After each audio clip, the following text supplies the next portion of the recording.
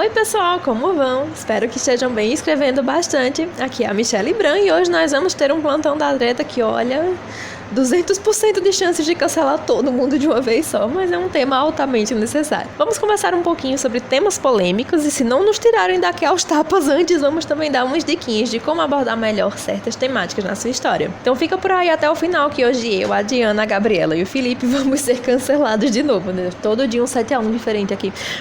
Um cancelamento diferente no caso. Vamos lá, né? Prosseguindo. Passa a bola agora porque a gente se ouve de novo daqui a pouco. Até. Obrigada, Michelle. Olá, pessoal. Para este tema eu decidi trazer o Síndrome de Estocolmo, que por várias vezes é banalizado nas histórias. Temos aquela cena clássica de uma jovem doce e inocente, tipo a Anastácia de 50 Shades of Grey, ou 50 Tons de Cinza, ou 50 Sombras de Grey. Talvez nem deva dar exemplos porque há milhões deles. Que conhece um homem com fama de ser lindo e maravilhoso, o príncipe encantado que qualquer mulher hétero gostaria de ter. No início ele pode dar a aparência de ser um homem gentil e carinhoso, ou não. Pode ser que nem o Christian Grey, né? Eu falei que não ia dar exemplos, mas é meio inevitável. Peço desculpa se for ferir algumas mentes mais sensíveis. Com o andamento dos capítulos, o homem passa a revelar a sua verdadeira face, ou não, se já o ter revelado antes. Ela descobre que ele não é o príncipe encantado que ela achava que ele fosse, discute com ele, diz que se vai embora, ele a agride, ou parece agressivo na oralidade. Ela chora e foge, ele vai atrás dela feito um psicopata, sequestra-a, ele implora o perdão dela e no final desta macacada toda, ela perdoa-o, constrói uma família com ele e são muito felizes. Fim da história maravilhosa e incrível, escrita por um escritor fantástico. Parabéns. Clap, clap, clap, ouvem-se abraços no fundo, blá blá, etc. Mas não é parabéns. Encontramos muitos erros aqui. Termos psicopata e final feliz já é um problema. E é certo que algumas pessoas adoram um drama. Acho que muitos leitores amam um drama. Amam ler sobre personagens todos errados socialmente, onde tudo de mal lhes acontece, as vidas são uma sucessão de desgraças e lamentos. Porém, ninguém gosta de ler coisas chamadas de sem noção. Nenhum relacionamento sobrevive com humilhações ou com abusos físicos e psicológicos. Quando vemos uma jovem fofa a ser sequestrada e depois casar-se com o sequestrador, isso é síndrome de Estocolmo. E síndrome de Estocolmo, para quem não sabe, é quando a vítima acredita estar apaixonada pelo seu sequestrador, devido ao dano psicológico que sofre. O mais engraçado é quando o autor tenta se defender com mas é só ficção. E quando as leitoras deste tipo de história vêm com a justificação de mas eu também queria ser sequestrada por um homem destes. Ai meu Deus. Que nem o máximo, no 365 dias. Haja paciência. Ao autor eu só respondo, escreve melhor que essa coisa de ficção é errada. Já as leitoras, eu reviro os olhos e nem me dou ao trabalho de responder. Porque a questão é, se apagarmos esses erros aos autores, essas mesmas leitoras irão parar de ler, certo? Então temos é que advertir o autor, não quem absorve a literatura, sendo ela boa ou má. E outra coisa, psicopatia é um transtorno de personalidade, não é um comportamento que vai ser, ou deve ser, ou ainda que se consegue alterar e modificar para que a pessoa fique bem entre aspas. E eu nem queria falar de psicologia, porque nem sou a pessoa mais adequada para falar sobre o assunto. Mas se o autor pretende falar sobre síndrome de Estocolmo, tem que ler algumas coisinhas. Acho que é essencial e não vi com a questão do é ficção, quando na verdade foi preguiça na pesquisa. E sim, depois desta serei cancelada por todos os autores de romance erótico. Mas eu já sou cancelada mesmo, por isso nem vai fazer diferença. Já quanto a relacionamento abusivo, é inaceitável e errado, mas devemos esperar o fim do livro para queimar a obra em praça pública ou então para fazer um altar com ela e enaltecê-la. Se o livro no fim não romantiza relacionamento abusivo e existirem leitoras a adorá-lo e a romantizar, enfiem a leitora lá no espaço completo de acordo com a sua educação. Ou melhor dizendo, espaço completo de acordo com o que o YouTube permite. Mas estas leitoras devem ser instruídas em praça pública. Isso é certo. Se não têm maturidade para ler coisa séria, não leiam. A gente tem que instruir que nem as crianças. Mas atenção, sem violência. Eu nem sei porque falei leitoras no feminino. Sei que há números de autores homens, deve haver. Bem, e depois disto? Vou ser totalmente cancelada por autores e leitores de romance erótico? Ou serei aplaudida pela coragem que exerci neste meu dever cívico? Vou passar agora para o cineasta da equipa, para os animes acalmarem um pouco. Eu vou beber um chazinho com o diabo, porque por enquanto não posso beber café porque vocês não querem dar uns coffees aqui para o povo, né? Eu até acho que depois desta vocês só iriam dar um café para o coitado do Filipe, que passa a madrugada a gravar áudios para vocês. Eu seria a última, porque sou a cancelada da equipa. E já bebo chá com o diabo e preciso de me hidratar em vez de me encher de cafeína. Mas é isto. Por mim é tudo. Filipe, continua aí o episódio e vou embarnar até ao próximo episódio de não sei que podcast. Depois do que falei agora, acho que não é nenhum. E tchau. E aí pessoal, tudo bem com vocês? Comigo tudo bem. Antes de tudo, tenha uma boa noite. Pelo menos aqui é noite. Tá bem calminho, madrugada, poucos carros passando. E vamos falar logo desse plantão de tretas que todo mundo gosta. Eu não vou falar de um tema que é simples. Sim, esse áudio vai ser pesado de novo. Já peço desculpas. Ou não, vai quem gosta, né? O que eu vou falar hoje são cenas de dois filmes diferentes, só que a abordagem é a mesma. E por que eu tô falando isso? Porque existe uma regra muito interessante, que ela vai até servir muito bem para regras relacionadas a escrever sua própria história, porque ela basicamente fala de um único tema, que é o estupro. E por quê? Porque tá surgindo muitas coisas relacionadas ao Dark Romance, né? E nenhuma das duas é de Dark Romance, por que pareça. Mas existe essa grande dúvida de como você vai abordar esses temas. A Diana vai até falar muito sobre isso, porque agora está havendo muito questionamento, né? Seja no próprio mundo da literatura, seja no mundo do cinema, seja no mundo da música. Como é que a gente aborda esses temas tão polêmicos e que existem na nossa sociedade, né? E no cinema a gente tem uma regra, que é a regra do contrato. Tudo tem que estar no contrato, tudo tem que estar, antes de tudo, acertado. E tudo tem que ser feito da maneira mais profissional possível. E aí vem o primeiro filme. Esse primeiro filme, ele é chamado O Último Tango em Paris. Ele foi feito pelo Marlon Brando e com outras pessoas do elenco. Porque eu não estou agora com o computador para falar, mas eu me lembro que um dos atores é o Marlon Brando. E ele foi conversar com o diretor. Um parênteses, nem vale a pena citar isso daí, porque a forma de como a cena foi descrita é bem escrota mesmo. E agora, fecha esse parênteses porque eu vou explicar o que é. O Marlon Brando estava fazendo uma cena com uma moça e beleza, terminaram essa cena. E a moça foi se trocar, ou algo do gênero. E aí o Marlon Brando e o diretor, eles decidiram a seguinte coisa: sem o consentimento dela. Muita vírgula de caixa alta, sem o consentimento dela. Eles decidiram que na próxima cena iria haver justamente um ato de estupro. Mas, sem o consentimento dela.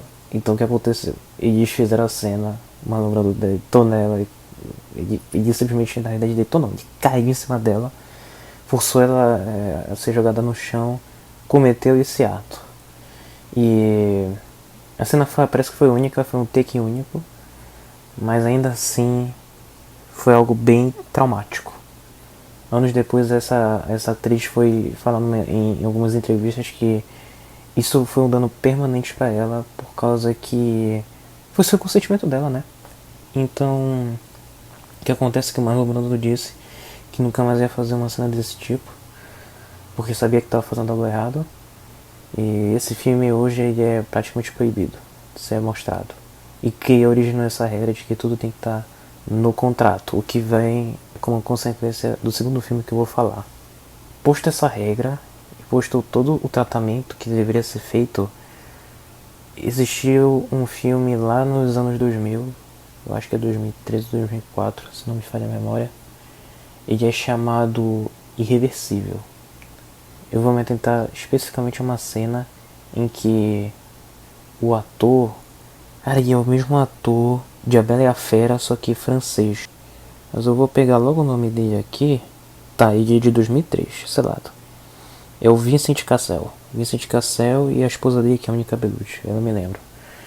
E eles fizeram uma cena de 8 minutos de estupro, cara. Que louco. Eu nunca assisti essa cena. Eu não tenho nem coragem de assistir essa cena. Eu acho essa cena muito pesada, porque 8 minutos só focando no ato é algo que realmente tenho a coragem de assistir. Olha que eu já assisti Centopeia Humana, mas eu não tenho coragem de assistir esse tipo de coisa. O grande questionamento que se tem, e justamente também em conjunto com as obras de Dark Romance que a Diana vai falar, ou se não já falou, é que basicamente qual é a função dessas coisas para a história? O que vai fazer de diferente para a história? E se esse ponto específico, como um ato de estupro, vai fazer a diferença para um filme? Porque Se for só por ser feito, já não é bom, sabe? Fazer esse ato no geral, especificamente em filmes, não é algo que realmente é fácil de ser feito. Porque você tem que ter uma equipe preparada, você tem que refazer a cena várias vezes. Todo mundo tem que estar de comum acordo que só vai ser aquele tipo de ação que vai estar lá, não vai ser algo a mais, nem algo a menos. E também tem que saber qual é o efeito que isso vai trazer para o espectador.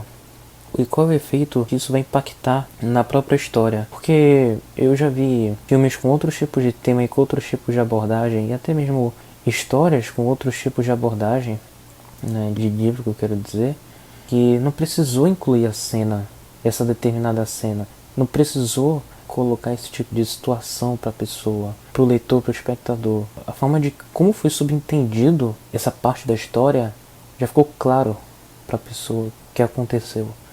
Então, eu acho que mais do que nunca, para fechar com esse plantão de treta, é por que você vai colocar esse tipo de cena na história? E qual é a utilidade que esse tipo de cena vai ter?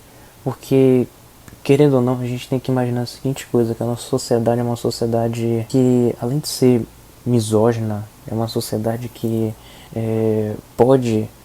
que vê, na verdade, esse tipo de ato como algo que deve ser feito, né, especificamente para a grande maioria dos homens que nela existem.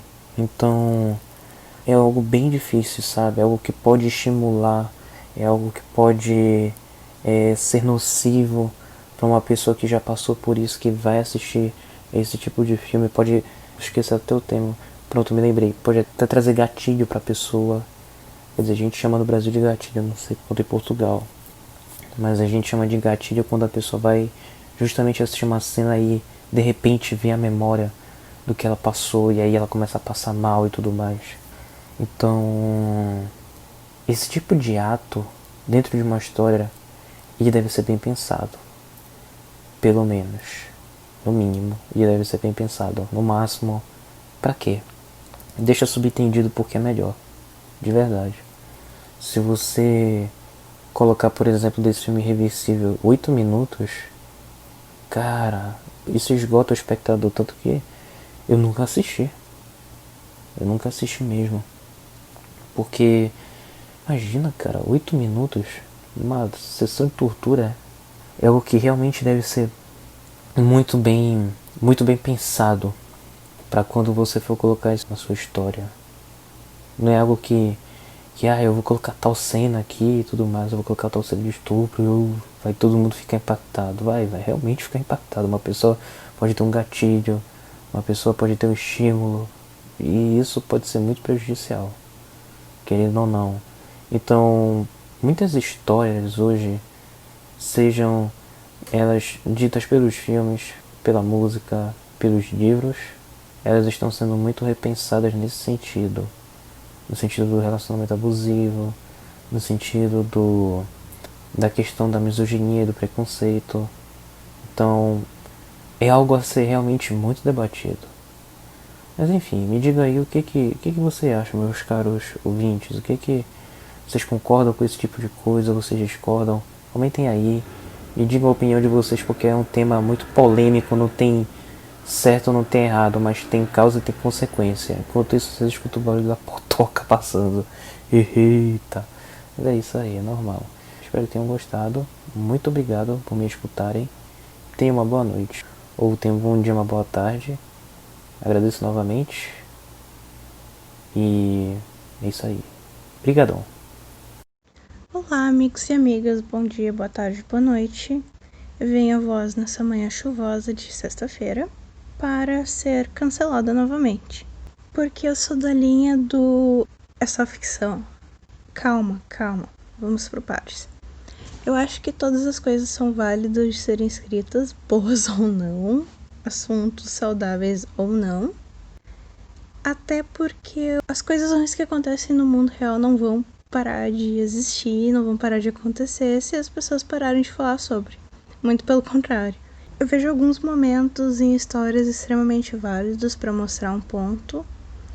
Em outros eu acho totalmente dispensável. E sim, eu não vou dizer que alguém não devia escrever alguma coisa, mas eu vou criticar imensamente na minha cabeça, porque eu também não acho certo fazer um bullying com a pessoa, um lixamento virtual, qualquer coisa. Mas eu vou julgar muito, muito, muito.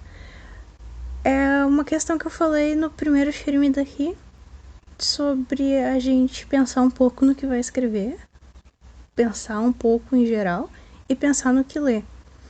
Eu acho válido algumas colocações, sim, porque eu posso pensar sobre elas, eu posso ir além ali da história e pensar numa situação real, uma coisa assim. Eu posso tirar proveito disso. Só que também eu sei que tem gente que não tem a mesma capacidade, maturidade e vai entender a ficção como realidade ou endeusar alguma coisa muito ruim, achar bonito e válido. E quando essa situação ocorrer numa realidade mais tangível para essa pessoa, ela vai achar que tá tudo bem porque... Gente, isso foi um trovão. Ela vai achar que tava tudo bem por conta de algo que alguma vez ela leu e foi romantizado, não sei. Eu espero que não, mas o problema é que a gente sabe que isso acontece. Eu também não acredito que isso seja culpa do autor, porque, com toda a sinceridade do mundo, o autor pode escrever alguma coisa extremamente bem colocada e isso pode ser mal interpretado. Aqui eu vou dar 2 exemplos assim, ó, rapidão. Um exemplo é o estupro da Sansa em Game of Thrones. Eu achei o máximo terem colocado essa cena ali por uma razão meio babaca até. É o seguinte, muitas pessoas que eu conheço acompanharam Game of Thrones com os pais, com o público mais velho, que tem algumas ideias mais conservativas, mais estranhas em relação à realidade. E terem colocado uma cena daquelas dentro de um casamento, mostrando que não é porque uma mulher tem um compromisso com um homem que o corpo dela deixa de ser propriedade dela. Foi extremamente bem colocado. Assim, eu acho que chocou muita gente e despertou esse pensamento. Que talvez algumas pessoas não tenham gastado um minutinho ali do tempo e algumas sinapses para pensar melhor sobre. E um outro exemplo que eu vou dar é da série You, que fala sobre um stalker. Essa série trata muito bem do assunto, com muita responsabilidade, e mesmo assim, pessoas conseguem desvirtuar tudo ao ponto do autor ter que ir a público e dizer, gente, parem, isso não é saudável, isso não é bonito. O meu personagem não ama realmente as pessoas, ele não tá sendo um cara legal. Ele tá sendo tóxico pra caramba. Bom, é isso. Eu acho que a gente tem que ponderar melhor as coisas. Tanto quem conta a história como quem aceita a história. E é isso. Eu vou passar de volta pra nossa chefa. E me cancelem com carinho. Um beijo no coração de vocês e tchau. Muito obrigada, Gabriela. E, bem, eu escolhi ser um pouco mais informativa hoje de novo, porque eu acho que muito da polêmica em torno de certos temas gira em torno da questão. O autor está abordando o tema ou está fazendo apologia ao tema? Para isso eu fui pesquisar, né? E apologia, segundo o site Significados, quer dizer defesa, suporte ou apoio em prol de algo, que pode ser uma ação, uma ideia, um modo de ser ou de ver as coisas, ou de alguém. A gente pode, portanto, fazer apologias boas, como, por exemplo, um personagem que é estudioso, dedicado, e esse comportamento é mostrado como positivo na história, né, influenciando o seu leitor a se inspirar e agir como esse personagem. Mas a gente também pode fazer apologias ruins e nem perceber, né, que muitas vezes é o que acaba acontecendo. Um exemplo que eu gosto muito de citar é como, por exemplo, o assassinato é abordado na maioria das histórias. E eu cito esse exemplo em contraponto ao que a Diana trouxe, né, porque para a maioria das pessoas, um autor ou autora exaltar personagens que abusam de outras pessoas ou até que as estupram de fato é algo que chama muito a atenção hoje em dia, né, e a crítica acaba sendo imediata. Só que eu não vejo a mesma cobrança na abordagem de outros temas que são igualmente sérios e perigosos quando tratados de forma irresponsável, né, como por exemplo, né, os tais assassinatos, as mortes. A menos que estejamos escrevendo sobre psicopatas, né, e nesse caso a gente vai precisar de muita pesquisa para escrever direitinho. Matar alguém não devia ser fácil para os nossos personagens, né, ao menos não no começo, se for um ato recorrente. Deveria causar, pelo menos em algum momento, alguma sensação ruim, né, de desconforto, de perceber que pode até ter sido para defesa, mas não é algo legal e ok, né? Não é uma coisa pra ser incentivada. Mas não, né? Pelo contrário, eu acabo vendo muitas vezes até personagens que são mocinhos clássicos, né? Personagens ditos bonzinhos, que matam as centenas e na cena seguinte estão lá, né? Leva o filho pra passear na pracinha, pra tomar sorvete, leva a namorada no cabeleireiro e nada acontece, né? Não tem aquele mínimo sentimento de, poxa, o fulano era um lixo humano, mas se eu tô me alegrando por ter matado uma pessoa, eu tô indo pelo mesmo caminho. Não, né? Pelo contrário, os autores acabam meio que vangloriando isso, né? Glorificando algumas formas de violência e romantizando a vingança. Quem nunca viu? Eu não tô me excluindo dessa crítica não, tá? Pelo contrário. Eu li por aí um questionamento nesse sentido, me incomodei muito quando eu li a primeira vez. E eu levei um bom tempo pra perceber que o que me irritou, na verdade, é porque essa pessoa tava certa. E eu acabava fazendo isso também. Meio que ao longo dos anos, mesmo sendo uma pessoa pacífica, né? Eu acabei criando personagens que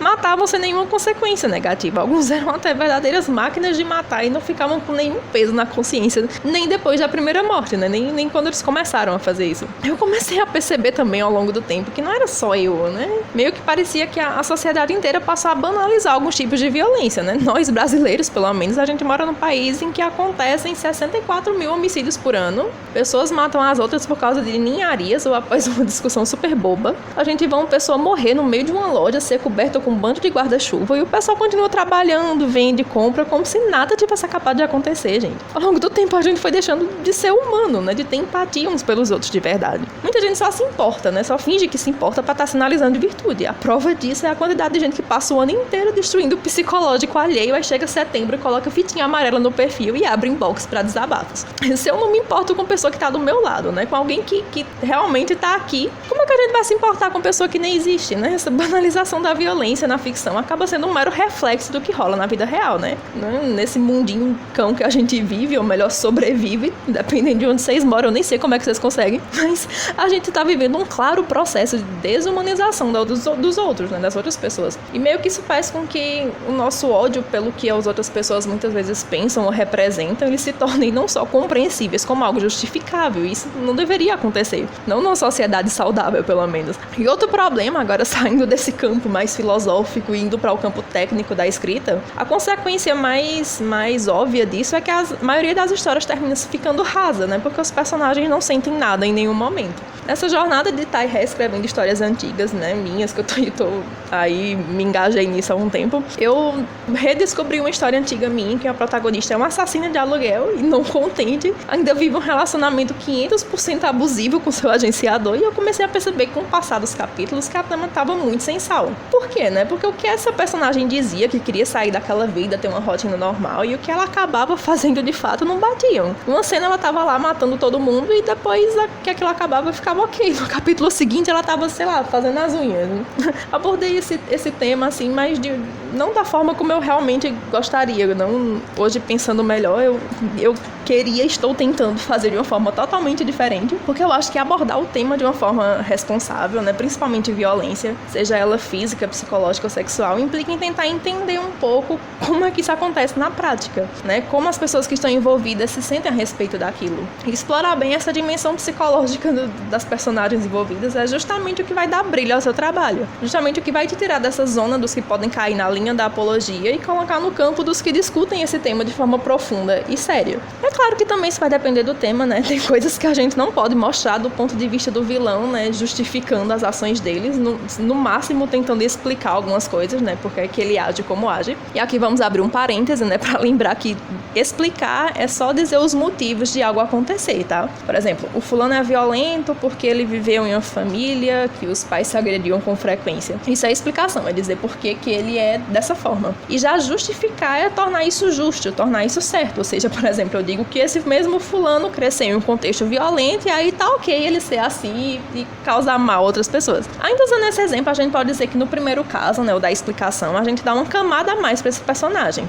Ele acabou convivendo em um meio que ele não teve espaço pra desenvolver bons sentimentos. Ele acabou sendo menor do que suas circunstâncias adversas. Ele não consegue vencer esse passado negativo e se tornar uma pessoa melhor do que os pais. Ele não é simplesmente ruim por ser ruim. Ele é ruim, mas ele também é fraco porque ele usa esse passado como justificação justificativa pra ser esse lixo humano que ele é hoje no presente, entendeu? E mesmo sendo um motivo meio questionável, ele existe, né? Existe um motivo pra maldade, mesmo que ele não seja justificável. Já no segundo exemplo, né, quando a gente usa o passado pra livrar a barra do personagem, a gente acaba meio que, ainda que inconscientemente, talvez até influenciando o leitor a ser babaca e usar a família, evento trágico do passado, a opinião, o signo, sei lá, o que quer que seja, como desculpa pra ele ser assim. E aí, isso é que seria uma apologia.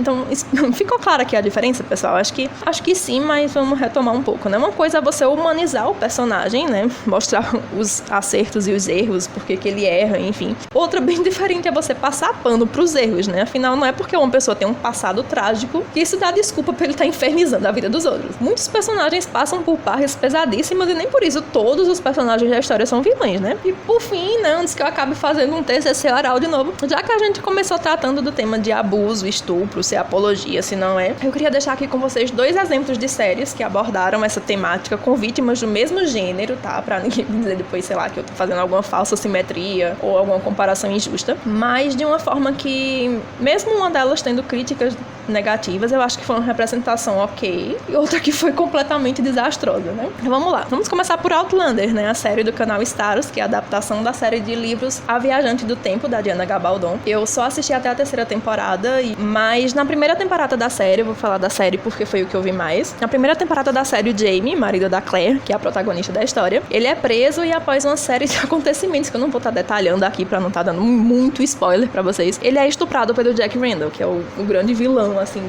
da história até então. E é uma cena que, olha, eu gosto de me considerar uma pessoa de mente bem aberta, tá? Uma pessoa que não se choca com muita coisa muito facilmente, mas eu fiquei bem incomodada com a cena, pela forma como aquilo foi exposto, e aí alguém pode perguntar, e com razão, né? Ai, Michelle, esse exemplo que você vai trazer como positivo? É, porque eu acho que é justamente assim que a gente tem que se sentir vendo esse tipo de cena, a gente tem que ver como isso é absurdo, como é terrível, né? Como quem faz esse tipo de coisa, seja na ficção, seja na vida real, tem que ser punido com rigor, que isso que é uma bestialidade, né? Não importa quem é a vítima, se é homem, se é mulher, se é criança, se é um velho, se é um animal, tanto faz. Eu sei das críticas, né? Embora as que eu tenha visto sejam muito mais pela quantidade de vezes em que os personagens sofrem com um abuso ou ameaça de um abuso, mas eu trouxe como um bom exemplo, né? Vamos dizer assim, porque eu achei que foi muito verossímil a forma como eles retrataram o que aconteceu depois, o pós-violência. Fica bem claro, assim, como isso destrói uma pessoa, sabe? Como destrói alguém, como muda a forma daquela pessoa ver a si mesma e como ela vê os outros. O Jamie leva um bom tempo pra começar a tentar lidar um pouco melhor com aquilo e ele mal consegue olhar na cara da Claire, mesmo ele sendo totalmente inocente, ele se sente sujo, culpado, que é o que de fato acontece em vítimas de abuso, né, na vida real. Então, mesmo sendo uma cena que eu não gostaria de ter visto, eu achei que teve um mínimo de realidade, de cuidado, de trazer toda essa carga negativa, todas essas consequências, principalmente pra vítima, de trazer isso pra tela. E ver também isso em um personagem que a gente gosta, né, ver alguém que a gente tem empatia, tendo que passar por isso, tendo que se reorganizar depois de passar por um sofrimento tão grande como esse, é de cortar o coração, cara. É de você ficar assim mal mesmo. A vontade é colocar o cara num potinho, né, pra ninguém mais machucar, embora eu seja suspeita, porque eu tenho um crush louco naquele homem. Acho que se eu tivesse 5 vidas, eu vinha caída por ele em todas elas. Mas enfim, abafa o caso, né. Piadoca, só pra gente desestressar um pouco. E agora vamos passar pro exemplo que eu odiei, que eu achei incrivelmente tosco, de mau gosto, acho que até quase criminoso, né, que foi o que fizeram com o coitado do Jason Statham em True Blood, série da HBO. Eu não lembro em qual temporada, mas eu acho que tenha sido na 4ª. E aqui eu vou dar spoiler mesmo, que eu me decepcionei absurdos com essa série em vários pontos, né, não só por isso, mas muitas outras coisas.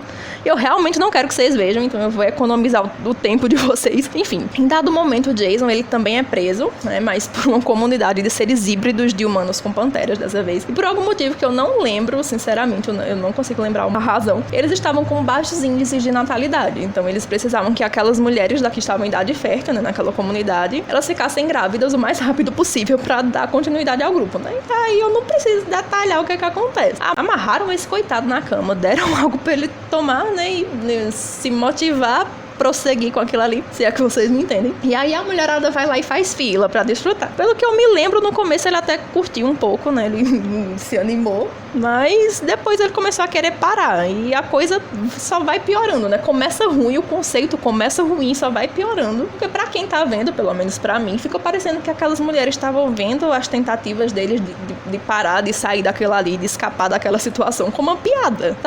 Não tem essa mesma carga dramática, esse clima pesado que teve no primeiro exemplo, né? A cena é muito tosca, sabe? É muito irresponsável, não passa seriedade nenhuma. Não tem consequência nem pra elas, nem pra ele. Ele não entra em conflito, não fica, sabe? Não tem aquelas sensações negativas nenhuma vez. Aí fica parecendo que tá ok. A mulherada acorrentar um cara na cama, drogar, se satisfazer e pronto, largar pra lá, né? Voltando àquele meme clássico, né? Já pra gente tentar sair um pouco desse clima de tensão, a gente pode dizer que pelo menos em True Blood abuso ocorre e nada acontece, feijoada. Eu critiquei tanta violência lá em cima só pra chegar aqui no final e dizer que a vontade é de dar uns tapas em quem teve essa ideia e achou que seria uma boa coisa. Porque pelo menos até onde eu me lembro nos livros não é bem assim. Mas enfim, né? Por hoje é só, gente. Eu espero que vocês tenham aprendido algo ou pelo menos refletido um pouquinho. Ainda quero abordar esses temas novamente no futuro podcast, talvez individual, pra desenvolver mais algumas coisas. Mas por hoje chega, eu já falei demais. Então não deixem de nos seguir aí nas redes sociais, entrem no nosso grupo do Facebook, dá uns trocados na nossa caixinha lá no Ko-fi e fica por aí pra gente se ouvir outra vez. Beijos e até a próxima. Tchau!